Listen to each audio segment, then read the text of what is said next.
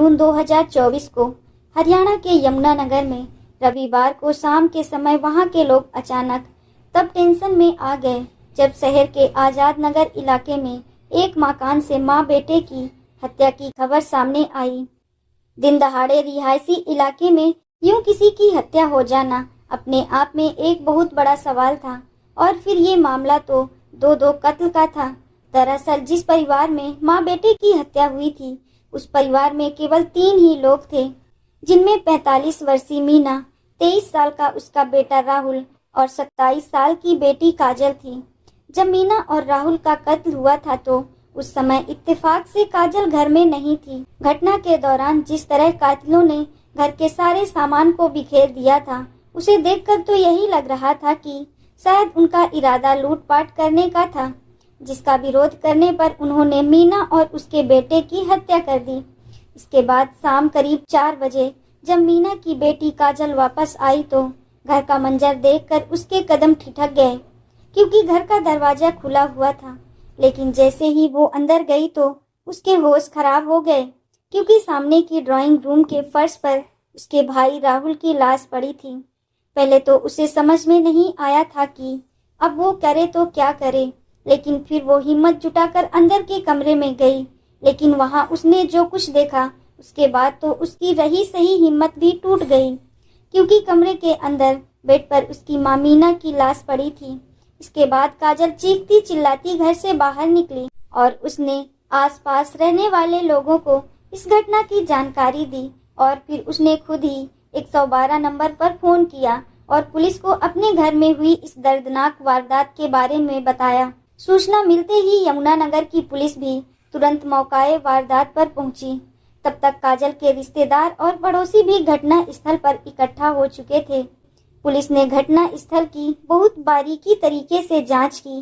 जांच में पता चला कि मीना और राहुल की हत्या उनके सिर पर किसी भारी चीज से वार करके और गला घोट कर की गई थी। साथ ही जिस मोबाइल चार्जिंग केबल से उन दोनों की हत्या की गई थी वो भी मौके पर पड़ी थी। इसके अलावा घर का सारा सामान भी बिखरा पड़ा था। लेकिन जब पुलिस ने कैमरा की तरफ देखा तो पता चला कि हत्यारे ने घर में लगे सीसीटीवी कैमरों को भी बंद कर दिया था। और पुलिस को ये बात बहुत अजीब लग रही थी, क्योंकि आमतौर पर बदमाश कैमरों में कैद होने से बचने के लिए सीसीटीवी कैमरों के साथ साथ उनकी डीवीआर भी उठा कर ले जाते हैं। लेकिन यहाँ पर कातिलों ने सीसीटीवी कैमरे का डीवीआर गायब करने की बजाय उसे स्विच ऑफ कर दिया था। सीसीटीवी कैमरे को बंद करना इसलिए भी अजीब लग रहा था क्योंकि इससे कैमरे बंद होने के पहले के फुटेज का कैमरा में कैद होना तो साफ था और इससे किसी भी लुटेरे या कातिल का पकड़ा जाना भी पक्का था। अगर देखा जाए तो इस हत्याकांड का कोई भी चश्मदीद नहीं था, लेकिन घर की इकलौती बेटी काजल मौके पर मौजूद थी, जिसने इन लाशों को पहली बार देखा था। ऐसे में पुलिस ने सबसे पहले काजल से ही पूछताछ शुरू की। काजल ने पुलिस को बताया कि वो दोपहर को ब्यूटी पार्लर गई थी और घर लौटते समय उसकी मां ने उसे मैसेज करके जूस के 2 पैकेट लाने के लिए कहा था। लेकिन जैसे ही वो जूस लेकर घर लौटी तो तब तक उसकी दुनिया ही उजड़ चुकी थी। उसकी माँ और भाई का कत्ल हो चुका था। काजल के लाए हुए जूस के पैकेट भी घर में ही पड़े थे। साथ ही काजल ने उसकी माँ के मोबाइल फोन से भेजा गया जूस लाने का मैसेज भी पुलिस को दिखाया और इसका मतलब ये था कि काजल बिल्कुल सच बोल रही थी। लेकिन पुलिस को जो बात खटक रही थी वो थी घर में लगे इकलौते सीसीटीवी कैमरे का बंद हो जाना। पुलिस ने जब कैमरे को लेकर काजल से सवाल पूछा तो उसने भी हैरानी जताई, क्योंकि काजल के पास भी इसका कोई जवाब नहीं था। आखिर कैमरा किसने और क्यों बंद किया था? खैर, पुलिस ने इस मामले की जांच को आगे बढ़ाते हुए गली में लगे दूसरी सीसीटीवी कैमरा को खंगालना शुरू किया और इस कोशिश में पुलिस को 2 अजीब बातें पता चली। पुलिस को कैमरे में मुंह पर कपड़ा बांधे हुए सुबह के समय एक लड़का काजल के घर आता हुआ दिखाई दिया और फिर कुछ देर बाद वही लड़का घर से सामान लेकर बाहर जाता हुआ भी दिखाई दिया। लेकिन हैरानी की बात यह थी कि इस फुटेज के मुताबिक तो काजल खुद भी उस समय घर में ही मौजूद थी और फिर उस लड़के के घर से निकल जाने के बाद काजल भी घर से बाहर जाती हुई दिखाई दे रही थी। लेकिन सवाल ये था कि आखिर वो लड़का कौन था जो काजल के घर आया था, और इस लड़के के बारे में पूछे जाने पर काजल थोड़ी घबरा गई। पुलिस को घर का सीसीटीवी कैमरा बंद होने पर हैरानी तो थी, साथ ही लड़के के बारे में पूछने पर जब काजल नर्वस हो गई तो पुलिस की शक की सुई काजल की तरफ घूम गई। पुलिस ने जांच में पाया कि घर में लगे सीसीटीवी कैमरे को घटना वाले दिन सुबह ही बंद किया गया था, जबकि काजल के बयान के मुताबिक उस समय तक तो लुटेरों ने घर पर धावा भी नहीं बोला था और न ही किसी का कत्ल हुआ था, और इसका मतलब था कि ये कैमरा घर के ही किसी व्यक्ति ने बंद किया था। जबकि काजल का कहना था कि वो दोपहर 2 बजे के आसपास घर से निकली थी और तब तक सब कुछ ठीक था। 3 बजे तक वो घर वापस लौट आई थी। यानी काजल बता रही थी कि ये हत्या 2 से 3 बजे के बीच हुई थी। इधर पुलिस ने मीना और राहुल की लाशों को पोस्टमार्टम के लिए भिजवा दिया था, लेकिन जैसे ही पोस्टमार्टम रिपोर्ट सामने आई तो पुलिस को यकीन हो गया था कि अपनी मां और भाई के कत्ल को लेकर काजल झूठ बोल रही है, क्योंकि पोस्टमार्टम करने वाले डॉक्टरों के मुताबिक उन दोनों की हत्या लाशों को पोस्टमार्टम के लिए लाए जाने से करीब 6 से 7 घंटे पहले ही हो चुकी थी, यानी सुबह 10 बजे के आसपास। और अगर इस हिसाब से देखा जाए तो इस वारदात के दौरान काजल घर में ही मौजूद थी। हालांकि पुलिस को काजल पर पहले भी थोड़ा शक था। जब पहले देखा था तो लग रहा था कि शायद ये लूट का मामला है, लेकिन जब पूछताछ में सारी बातें सामने आईं और गली में लगे कैमरे को खंगाला गया, जिससे पुलिस को यकीन हो गया था कि कोई न कोई गड़बड़ जरूर है, यानी इस हत्याकांड में काजल का ही हाथ है। इसके बाद पुलिस ने बिना देरी किए काजल को हिरासत में ले लिया। पुलिस ने उसका मोबाइल फोन भी अपने कब्जे में ले लिया और जांच के लिए उसकी कॉल डिटेल्स निकलवाई। साथ ही पुलिस ने काजल की मां और उसके भाई के मोबाइल फोन की लोकेशन की भी जांच की गई। लेकिन पुलिस ये देखकर हैरान रह गई कि दोपहर को जब उसकी मां के मोबाइल फोन से काजल के मोबाइल फोन पर जूस लाने का मैसेज भेजा गया था, तब उसकी मां का फोन उसके घर पर नहीं बल्कि काजल के पास था, क्योंकि उन दोनों के मोबाइल फोन की लोकेशन एक साथ ही थी और वो दोनों घर से बाहर थे। यानी अब ये भी साफ हो गया था कि काजल के जूस लाने की कहानी भी झूठी और मनगढ़ंत थी, और ये कहानी काजल ने पुलिस को गुमराह करने के लिए खुद गढ़ी थी। उसने खुद को अपनी मां के मोबाइल फोन से ही झूठा मैसेज भी भेज दिया था, और अब इतने सारे सबूतों के सामने आने के बाद पुलिस ने काजल को अरेस्ट कर लिया। इधर काजल के पास भी झूठ बोलने का और बचने का कोई रास्ता ही नहीं बचा था। लेकिन अब सवाल ये था कि काजल ने अपनी मां और छोटे भाई का कत्ल क्यों किया था। आखिर अपनी मां और भाई से उसकी ऐसी कौन सी दुश्मनी थी, वो भी तब जब उसके परिवार में कुल मिलाकर 3 ही लोग थे, और अब मां और भाई के मारे जाने के बाद वो बिल्कुल अकेली रह गई थी। दोस्तों, इस सवाल का जवाब काफी हैरान कर देने वाला है। हम आपको इस सवाल का जवाब यानी कत्ल के मोटिव के बारे में भी बताएंगे, लेकिन पहले ये जानना भी जरूरी है कि आखिर काजल ने अपनी मां और भाई की हत्या कब और कैसे की। दरअसल काजल ने अपनी मां और भाई को मारने की साजिश पहले से ही रच ली थी, और इस साजिश में उसने अपने एक ममेरे भाई क्रिस को भी शामिल कर लिया था। रविवार की सुबह जब काजल का भाई राहुल सेविंग करवाने के लिए घर से बाहर गया हुआ था तो उस समय काजल ने क्रिस को अपने घर बुला लिया।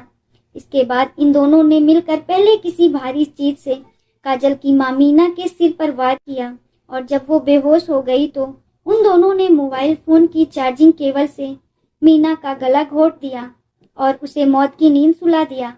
लेकिन जब उन्हें लगा कि अभी मीना आखिरी सांस ले रही है, लेकिन तभी अचानक राहुल घर वापस आ गया।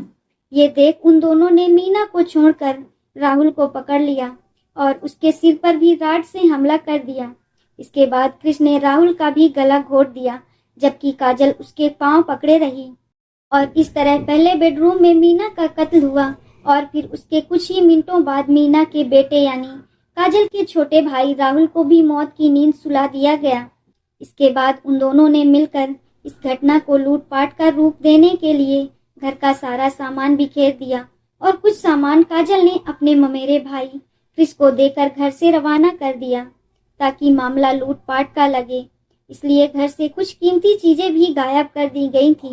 काजल ने प्लान के मुताबिक सुबह ही अपने घर में लगे सीसीटीवी कैमरे को स्विच ऑफ कर दिया था, लेकिन शायद वो ये भूल गई थी कि गली के दूसरे मकानों में लगे सीसीटीवी कैमरे ऑन हैं और उनमें भी इस हत्या के सबूत कैद हो सकते हैं। अपनी ही माँ और भाई की हत्या के इल्जाम में पुलिस ने काजल को अरेस्ट कर लिया था, लेकिन उसके हाव भाव और रवैये को देखकर खुद पुलिस भी हैरान थी, क्योंकि दूसरी लड़कियों की तरह माँ और भाई की मौत पर काजल को किसी ने एक बार भी रोते हुए नहीं देखा था।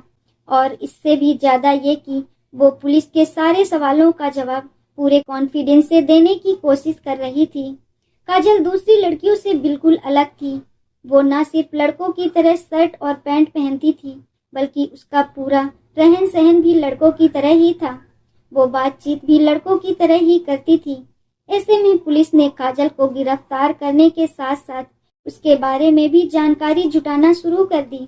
पुलिस को पता चला कि काजल बचपन से ही लड़कों की तरह रहती है और घर में भी वो एक कमरे में अकेली रहती है। काजल की मौसी किरण ने पुलिस को बताया कि 27 वर्षीय काजल एक समलैंगिक लड़की है, जिसके चलते उसका अक्सर अपनी माँ और भाई के साथ विवाद होता रहता था। पुलिस को ये भी पता चला कि कुछ साल पहले काजल ने राहुल की शादी अपनी सहेली से करा दी थी, लेकिन रात में राहुल की पत्नी चुपके से काजल के कमरे में चली जाती थी। यानी राहुल की पत्नी से काजल की नजदीकियां ज्यादा थी। जब ये बात घर वालों को पता चली तो घर में झगड़ा शुरू हो गया, जिसके चलते राहुल की पत्नी घर छोड़कर चली गई। इसके बाद मीना ने अपने बेटे राहुल की दूसरी शादी कराई तो काजल ने अपनी दूसरी भाभी के साथ भी जबरदस्ती करना शुरू कर दी। इस कारण वो भी राहुल को छोड़कर चली गई। काजल अपनी लाइफ में माँ और भाई को रोड़ा मानती थी। इसके अलावा काजल सोशल मीडिया पर काफी एक्टिव है।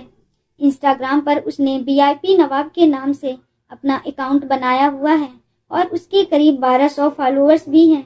उसने अपने अकाउंट पर 820 पोस्ट की हुई है। इसके अलावा उसने हाथ पर टैटू भी बनवाया हुआ है, जिस पर नवाब लिखा हुआ है।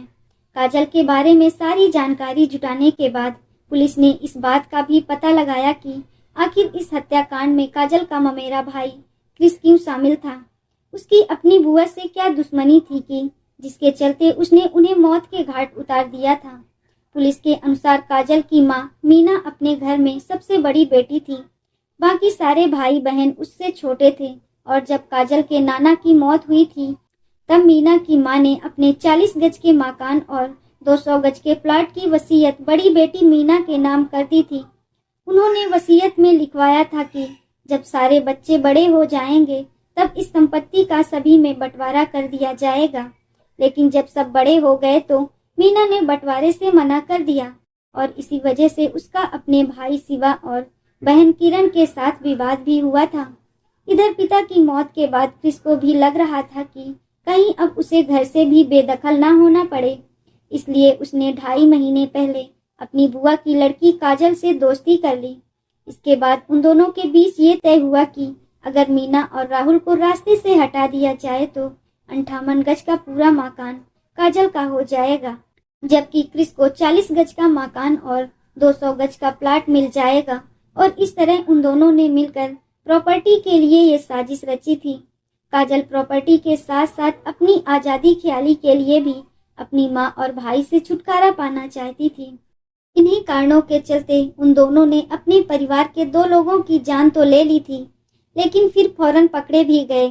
हालांकि पुलिस ने इस मामले में काजल और क्रिस के कुछ और रिश्तेदारों को भी अरेस्ट किया है, जो मीना और राहुल की हत्या में प्रॉपर्टी हासिल करने के लिए शामिल थे। आरोपी काजल की गतिविधियों पर पुलिस को शुरुआती जांच में उस समय ही शक हो गया था, जब काजल की अपनी मां और भाई के शवों को देखकर ना तो उसकी आंखों में कोई आंसू था और ना ही उसके चेहरे पर अपनों को खोने का गम दिखाई दे रहा था। इसके बाद पुलिस ने जब कड़ी से कड़ी जोड़कर जांच को आगे बढ़ाया तो 24 घंटे के अंदर ही इस दोहरे हत्याकांड का खुलासा कर दिया गया। अपराधी भले ही कितना भी शातिर क्यों ना हो, लेकिन अगर पुलिस अपने पर आ जाए तो अपराधी कानून से बच नहीं सकता। बहरहाल पुलिस ने इस केस में काजल के मामा के लड़के क्रिस और उसके बड़े भाई को भी अरेस्ट कर लिया था। थाना शहर यमुनानगर SHO जगदीश चंद्र का कहना है कि काजल और क्रिस को रिमांड खत्म होने के बाद कोर्ट में पेश किया गया, जहां से दोनों को जेल भेज दिया गया। इस केस में क्रिस के बड़े भाई ईशांत को भी गिरफ्तार किया गया है। वो भी इस हत्या की साजिश में शामिल था। उसे मीना और राहुल की हत्या किए जाने की पूरी जानकारी थी। इस घटना को सुनाने का उद्देश्य किसी का दिल दुखाना नहीं है, किसी को परेशान करना नहीं, बल्कि आपको जागरूक करना है, आपको सचेत करना है। दोस्तों, इस पूरी घटना के बारे में आपकी क्या राय है, कमेंट बॉक्स में जरूर बताएं। और अगर हमारी मेहनत पसंद आई हो तो इस वीडियो को लाइक करते हुए शेयर भी करें। राधे राधे।